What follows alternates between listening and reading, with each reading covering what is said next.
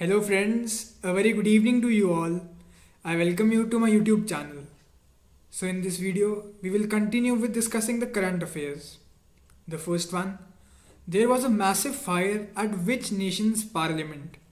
So there was a massive fire at South Africa's parliament in Cape Town on 2nd January. The fire caused the roof of the old National Assembly to collapse. The fire also spread to the wing housing the current National Assembly where the parliament sits. No casualties were reported. Second, who has become the new CEO of Railway Board? And he is Vinay Kumar Tripathi. Third, who has become the first Indian origin woman to trek solo to South Pole?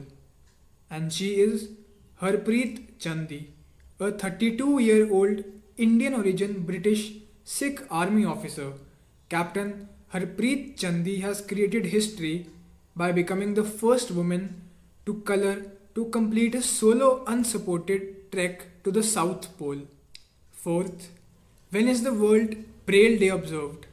The World Braille Day is observed annually on January 4th to highlight the significance of Braille as a means of communication for blind people and those who are partially sighted.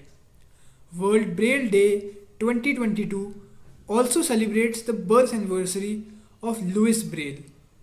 Fifth, Dr. Alka Mittal has been appointed as which company's first woman chairperson and managing director? So the company is Oil and Natural Gas Corporation, that is ONGC.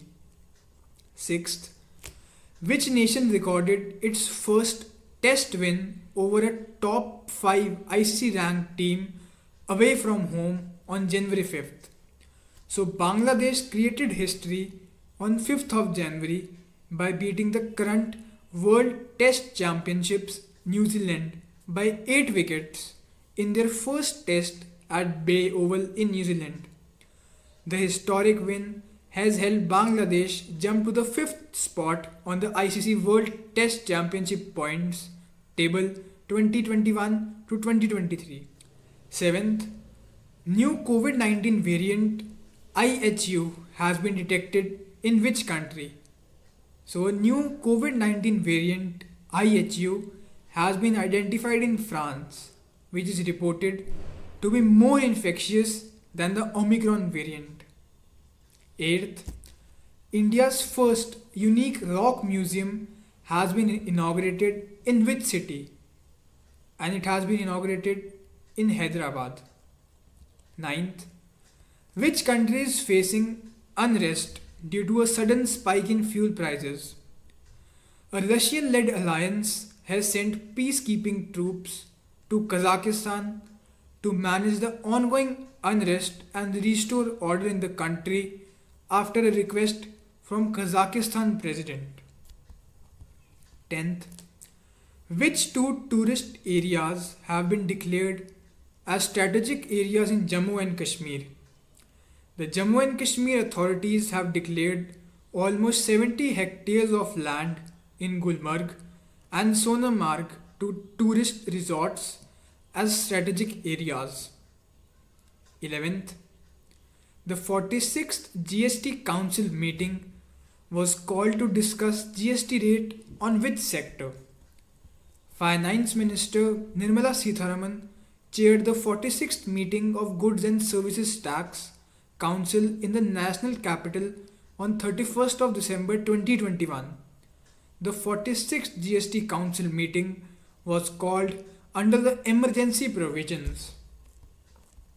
12th, Khundkati law, which was seen in the news recently, is practiced in which Indian state? And it is practiced in Jharkhand. A man was beaten by some villagers for allegedly cutting off trees illegally and selling them. The man was burnt alive in front of police for violating the Khundkati law. A Khundkati system is a tribal lineage based system of joint holding of land. According to the system, the Munda tribals would clear the trees and prepare the land for farming, which would then belong to the entire clan instead of one single person. 13th, integrated approach in S&T for sustainable future has been declared as the theme on which special day. So the theme for this year's National Science Day is announced as integrated approach in S&T for sustainable future. 14th, which union minister is implementing the Gram Ujala program? The Gram Ujala program is flagship scheme of the Union Ministry of Power. Convergence Energy Limited is providing high quality LED bulbs with 3 years guarantee at a cost of 10 rupees per bulb in exchange of working the incandescent bulbs. 15th, which Asian country recently unveiled its National Security Policy NSP, and that is Pakistan. Thank you friends for watching this video.